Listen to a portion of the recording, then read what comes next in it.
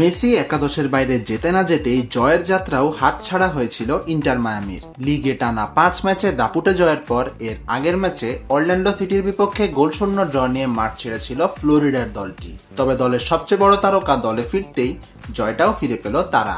মেসির ফেরার ম্যাচে ডিসি ইউনাইটেডের বিপক্ষে যোগ করার সময় একমাত্র গোলটি করে মায়ামিকে জয় এনে দেন লিওনার্দো কাম্পানা।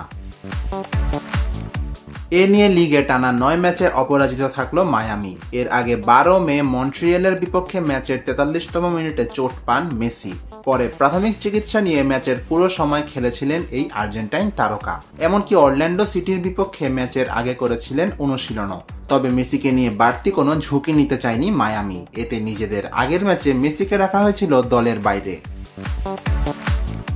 মেসির চোট যে কতটা গুরুতর ছিল তা আগেই জানিয়েছিলেন মায়ামি কোচ মার্টিনো। তবে ঘন ঘন চোটে পড়ায় বাড়তি সতর্কতা বিবেচনায় এই ম্যাচের একাদশে মেসির ফেরা নিয়েছিল শঙ্কা। সেই শঙ্কা কাটিয়ে শেষ পর্যন্ত ম্যাচের পুরো 90 মিনিটই খেলেন সাবেক বার্সা ও পিএসজি এই তারকা ফরওয়ার্ড এবং 1-0 গোলের ব্যবধানের জয় পায় মায়ামি।